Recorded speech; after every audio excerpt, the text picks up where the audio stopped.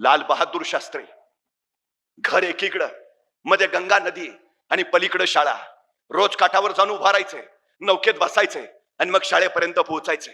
पण परिस्थिती हलाखीची, गरिबीची, खिशात पैसे नसायचे. एके दिवशी शाळेत जाण्यासाठी गंगेच्या काठावर आले. बराच वेळ उभा राहिले. नाविकांना विचारलं, लाल बहादूर येतोयस ना?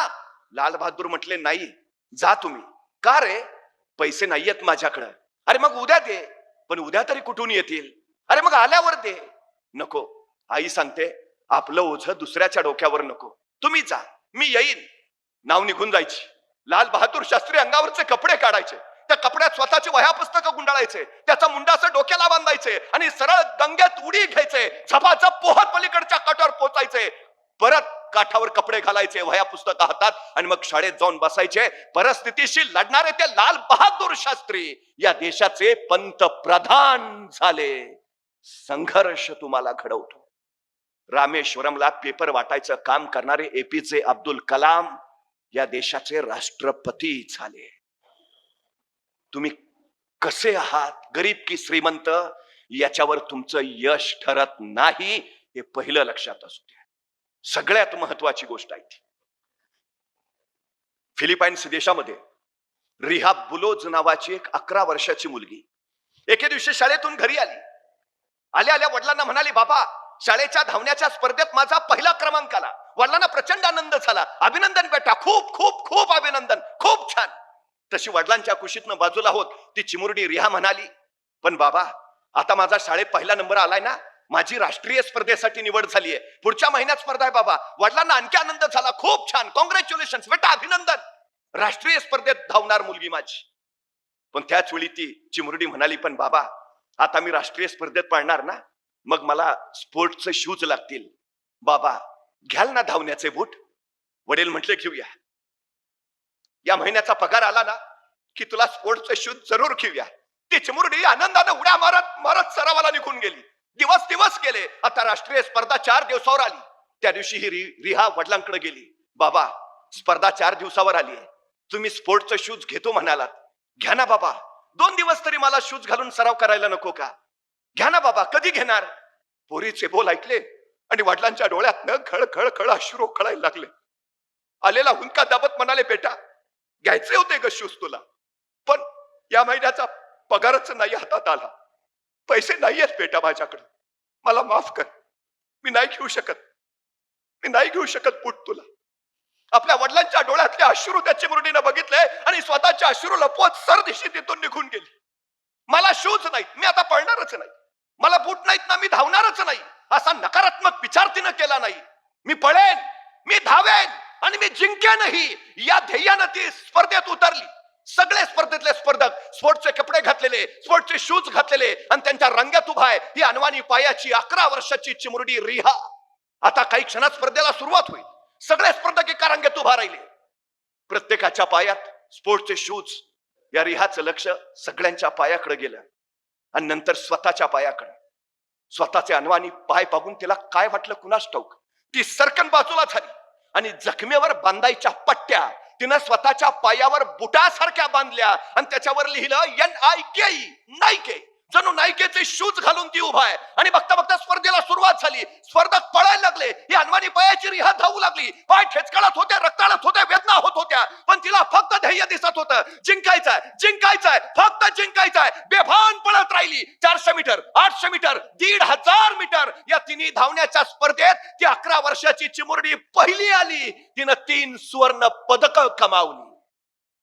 ती चिमुरडी रिहा सांगते, परफॉर्मन्स बुटात नसतो, परफॉर्मन्स डोक्यात असतो. तुमच्या पायाला वेग बुटामुळे येत नाही, तुमच्या पायाला वेग तुमच्या उरातल्या जिद्दीमुळे येतो. मला जिंकायचं आहे ही विलक्षण जिद्द तुम्हाला जिंकूनच देते. या रिहाचा पराक्रम नाईके कंपनीला कळाला आणि या नाईके कंपनीनं जाहीर केलं, इथून पुढं या रिहाचा सगळा खर्च आमची कंपनी करेल. तुम्ही सुरुवात करा. सगळी सृष्टी तुमच्या पाठीशी उभा असते, सगळी सृष्टी. नाहीतर बघा ना, छत्रपती शिवाजी महाराजांनी स्वराज्य निर्माण केलं. काय होतं महाराजांकडे? सैन्य होतं, सामर्थ्य होतं, संपत्ती होती, होतं काही नाही. पण तरी महाराजांनी शून्यातनं राज्य उभा केलं. म्हणजे महाराज शून्यातून राज्य उभा करतात आणि आमच्याकडे मात्र सगळं रेडीमेड तयार असताना आमच्या हातून काही होत नाही. नाहीतर एखाद्याला ढाल द्यावी, तलवार द्यावी, एवढंच काही त्याला घोड्यावर नेऊन बसवावा, त्याच्या पुढे जाऊन त्याला रणांगणात नेऊन सोडावा आणि मग म्हणावं लेका आता तरी लढ. तरी पट्ट्या निवांतच. अरे लढ की. तुमचा लढू कसा? एक हातात ढाल आहे, दुसऱ्या हातात तलवार आहे, दोन्ही हात एंगेज आहेत, लढणार कसा? अरे मग निदान पळून तरी जा. पळू तरी कसा? घोड्यावर बसलो दिसत नाही का? जो बाजूनी अडचण आहे आमची. मुंगी बघितली? मुंगी मुंगी मुंगी केवढीशी, तिचं डोकं केवढंच, डोक्यातला मेंदू केवढाचा. तरी पण त्या मुंगीला बरोबर कळतं कुठल्या गावातल्या कितव्या आळीतल्या, कितव्या घरातल्या, कितव्या खोलीतल्या, कितव्या कपाटावरच्या, कितव्या फळीवर किती नंबरचा साखरेचा डबा आहे. सांगावं लागत नाही, रस्ता दाखवावं लागत नाही. कणभर मुंगी पण ध्येय गाठते ना. अरे कणभर मुंगी ध्येय गाठत असेल, आपल्याला अडचण काय आहे? तुम्हाला माहिती आहे मुंग्यांच्या अनेक प्रजाती आंधळ्या असतात. मुंग्यांना डोळे नाहीत. मुंग्यांच्या डोक्यावर अँटेने असतात. त्यातून टेस्टोरिन नावाचं केमिकल स्त्रवतं आणि त्याच्यावर मुंग्या चालत राहतात. डोळे नसलेल्या मुंग्या रांग चुकवत नाहीत. अजिबात नाहीत. अजिबातच नाहीत. सगळ्यात महत्वाची गोष्ट आहे ती. परवा एका तत्वज्ञाला कुणीतरी विचारलं हे जग कधी संपेल? तो म्हटला ज्या दिवशी एखादी मुंगी एकाच जागी निवांत आराम करताना तुम्हाला दिसेल त्या दिवशी समजून जा जगाचा अंतकाळ जवळ आलाय. मला फक्त निवांत आणि आरामात बसलेली मुंगी दाखवा. चुकून दिसणार नाही. चुकून नाही. अजिबात नाही. अजिबात नाही. अखंड अखंड अखंड कार्यरत असते. माणसं काय काय सांगतात इतकं काम मारायचंय का? कामानं माणूस कधीच मरत नाही. माणूस कामाच्या ताणानं मरतो. हे पहिलं लक्षात घ्या. बऱ्याच विद्यार्थ्यांची तक्रार आहे आम्ही अभ्यास करतो पण लक्षात राहत नाही. बहुतेक परमेश्वरानं आम्हाला दिलंच नाही का काय? असं नाही, सगळ्यांना सारखं दिलंय. पण अडचण काय होते माहितीये? पाऊस रपारप पडतो. पावसाचे थेंब सैरावैरा धावतात. सैरावरला पडलेल्या पावसाच्या थेंबातनं काही शक्ती तयार होते का? नाही. पण हाच सगळा पावसाचा पाण्याचा ओघ जर एकत्र आला तर त्याचा झरा, मग नदी आणि मग समुद्र होतो. त्याच्याच धबधब्यावर मग वीज निर्माण करता येते. तुमच्या सगळ्या शक्ती ज्यावेळी एकत्र होतात त्यावेळी तुमचं मन एकाग्र होतं. तुमच्या मानसिक आणि शारीरिक ऊर्जा एकाच ठिकाणी केंद्रीभूत होतील. त्यावेळी तुमचं मन एकाग्र आणि एकाग्र मन काहीही विसरू शकत नाही. ही सगळ्यात महत्वाची गोष्ट आहे. आम्ही शाळेत असताना एक प्रयोग करायचो, तुम्ही केला असेल. आपण वहीचा कागद जर उन्हात ठेवला तर जळतो का? पण तेच बहिर्गोल भिंग घेतलं आणि उन्हात धरलं आणि कागदावर त्याचा किरण पडला तर कागद 2 मिनिटात जळायला सुरुवात करतो. काय होतं असं?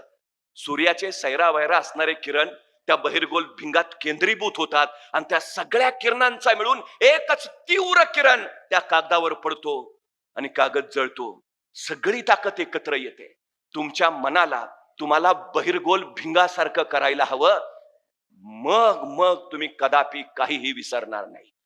सगळ्या शक्ती एकत्र, सगळी ऊर्जा एकत्र, मग काहीच अडचण नाही. आणि ताण कधी येतो? कामानी नाही. काम साठलं की ताण वाढतो. काम कधी साठतं? रेंगाळत ठेवलं की. रेंगाळत कधी ठेवतो? इच्छाशक्ती नसली की. इच्छाशक्ती कधी नसते? ध्येय नसलं की. ध्येय कधी नसतं?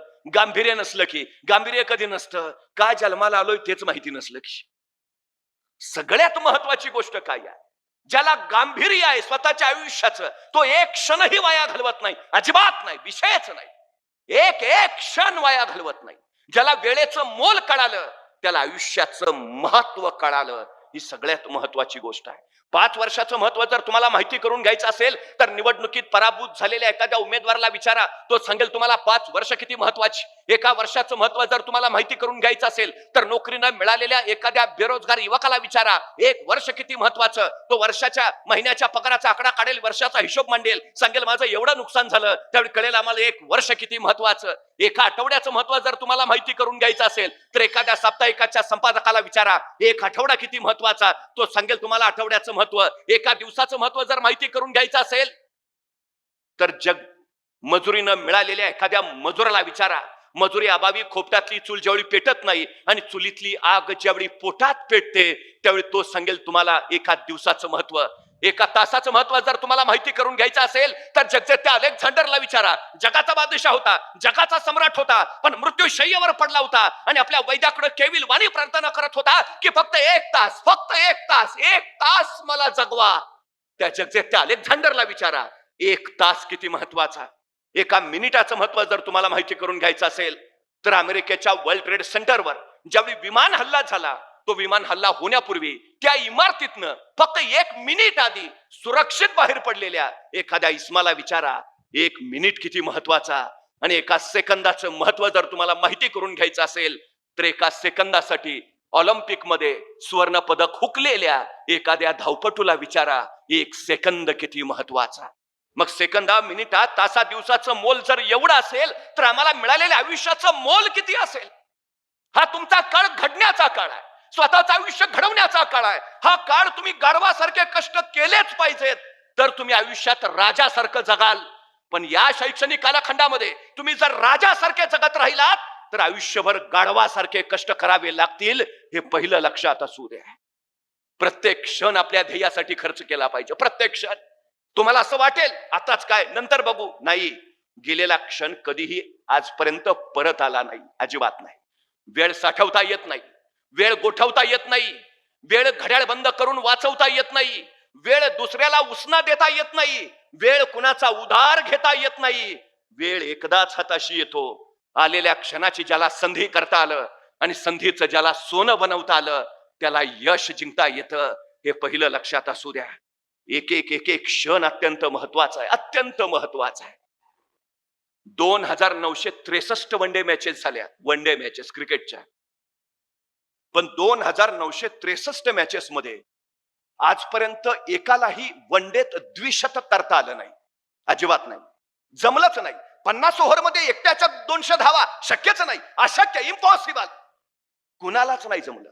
पण वयाच्या 16व्या वर्षी ज्यांनी क्रिकेटच्या मैदानावर पदार्पण केलं ते सचिन तेंडुलकर फेब्रुवारी 2010 मध्ये मैदानावर उतरले आणि 2963 वनडे नंतर पहिलं द्विशतक सचिन तेंडुलकरनी झळकावलं. कोण म्हटलं अशक्य आहे? आय कॅन, मी करेन, केलं.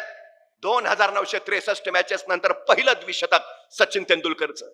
दुसऱ्या दिवशी पत्रकारांनी सचिन तेंडुलकरला प्रश्न विचारला, तुम्ही एवढा द्विशतकाचा विक्रम केला, दुसऱ्या दिवशी सकाळी उठल्या उठल्या पहिले सगळे पेपर हातात घेतले असतील, सगळ्या पेपरमध्ये फ्रंट पेजला तुमच्या बातम्या, मास्टर ब्लास्टर सचिन तेंडुलकरचं द्विशतक.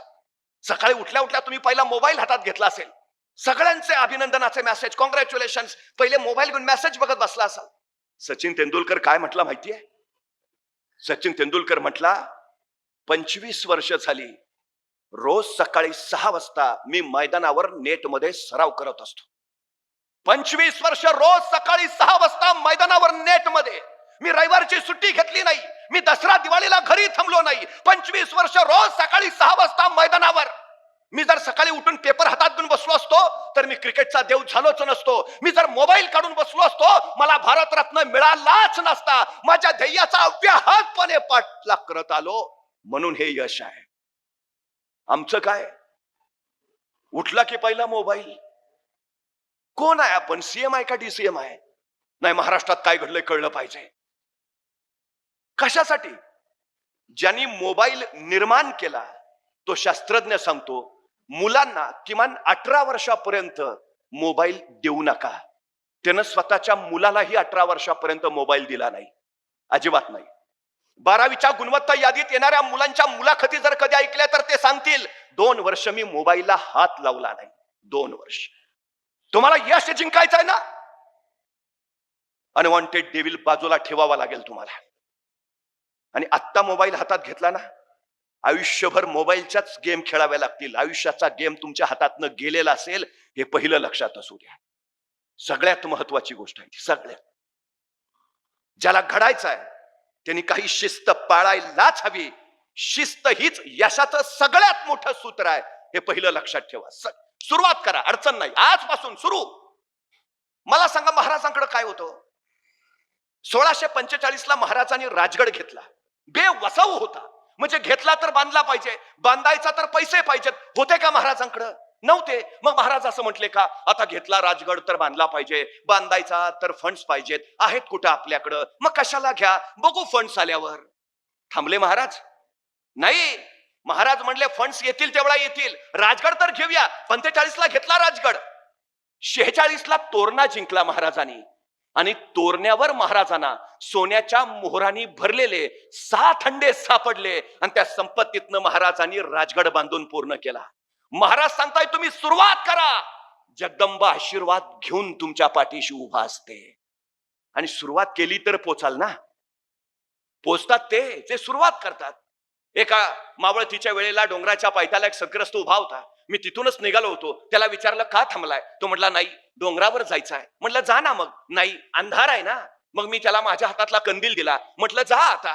मी घरी निघून आलो. दुसऱ्या दिवशी पहाटे मी परत तिथं पोहोचलो. तो सद्ग्रस्त तिथंच उभा. मी त्याला म्हटलं अरे वा, जाऊन आला वाटतं. तो म्हटला नाही, गेलोच नाही. म्हटलं का?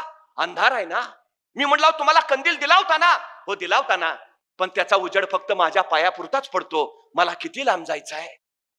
अरे भल्या माणसा, तू चालायला सुरुवात तर कर, उजेड आपोआप तुझ्या पावलाबरोबर येत जाईल. सुरुवात करणं फार महत्वाचं आहे. 1670 साली मोगल मराठा संघर्ष प्रचंड वाढला. मोगलांची फौज 1 लाखाच्या पुढं आणि महाराजांच्या अवघी 20,000. मग महाराज असं म्हटले का त्यांची 1 लाख आपले 20,000, डिपॉझिट पण राहणार नाही, कशाला अर्ज भरा? नाही, महाराज म्हणले 20 तर 20 सुरुवातच करूया. असं नाही म्हटले बघू आपली लाखभर करून मग लढायचं ठरवू. नाही, 20 तर 20 सुरुवात तर करू. केली. 1670ला महाराजांनी प्रबळगड जिंकला आणि प्रबळगडाची पाहणी करायला महाराज पालखीत बसून गडावर निघाले. पालखीतून प्रबळगडावर न जाताना महाराजांच्या शेल्याचं एक टोक तिथल्या बोरीच्या झाडाच्या फांदीच्या काट्यात अडकलं आणि महाराजांना ताण बसला. तसे महाराज म्हणाले पालखी थांबवा. पालखी थांबली आणि महाराज सोबत त्यांना म्हणाले हे बोरीचे झाड आमच्या पुढे जाण्यावर आक्षेप घेते आहे. हे बोरीचे झाड आम्हाला पुढे जाण्यापासून अडवते आहे. हे बोरीचे झाड आम्हाला काही सांगू पाहते आहे. इथं काहीतरी आहे आहे आहे. खाना. माणसं कामाला लागली, खाणायला लागली. 5-6 फूट गेली, दगड भिंत सापडली, उकरली. 27 घागरी आणि 4 कढया एवढं सोनं महाराजांना तिथं सापडलं. त्या संपत्तीतनं महाराजांनी शस्त्रसज्ज सैन्य उभा केलं आणि मोगलांच्या विरोधातला लढा तीव्र केला. महाराज सांगतायत तुम्ही सुरुवात करा, सगळी सृष्टी मदत घेऊन तुमच्या पाठीशी उभा असते. सगळी सृष्टी. तुम्ही ठरवायला हवं, सुरुवात करायला हवी. बाकी काही अडचण नाही, अजिबात काही अडचण नाही. सगळ्यात महत्वाचं आहे ते सगळ्यात तुमचे कष्ट हीच तुमची यशाची सर्वोत्तम पायरी आहे. कष्टाच्या पायरीवरच तुमचं यश उभं असतं. जिथे कष्ट नाहीत तिथं यश सावलीलाही उभा राहत नाही. हे पहिलं आपण लक्षात घ्यायला हवं. सगळ्यात महत्वाचं मायकल फेल्प ऑलिम्पिक मध्ये जलतरणात ज्यांनी 8 स्वर्ण पदक कमावली. जगाच्या इतिहासातला पहिला जलतरणपटू आहे ज्यानं ऑलिम्पिक मध्ये 8 स्वर्ण पदक. 8. पत्रकारांनी त्याला विचारलं आतापर्यंत कुणाला जमलं नव्हतं, तुम्हाला कसं जमलं? आणि मायकल फेल्प म्हटला याच्यापूर्वी एका जलतरणपटूला ऑलिम्पिक मध्ये 6 स्वर्ण पदक मिळालेली. मी त्याचा अभ्यास केला. माझ्या लक्षात आलं 6 स्वर्ण पदक मिळवण्यासाठी तो जलतरणपटू रोज 6 तास पाण्यात असायचा, रोज 6 तास सराव करायचा. माझ्या लक्षात आलं 6 तास सराव करून जर 6 स्वर्ण पदक मिळवता येत असतील, मला 8 स्वर्ण पदक मिळवायचे आहेत. म्हणजे मला 8 तास पाण्यात सराव केला पाहिजे. 4 वर्ष झाली मी रोज 8 तास पाण्यात आहे, रोज 8 तास तलावात, रोज. त्याच्या बळावर ही 8 सुवर्ण पदक आहेत. तुम्ही किती तास अभ्यास करता त्याच्यावर ठरतं तुम्ही किती टक्के मिळवणार आहात. ते अभ्यास न करता कुणाला मार्क्स मिळाले अशक्य आहे. 8 तास अभ्यास करा 80% पडतील. 10 तास अभ्यास करा 100%च. तुम्ही कष्ट किती करताय त्याच्यावर ठरतं तुम्हाला यश किती मिळणार. सगळ्यात आणि सगळ्यात महत्वाची गोष्ट आहे. सगळ्यात या जगात कुणालाही कष्टाशिवाय काहीही मिळालेलं नाही, अजिबातच नाही.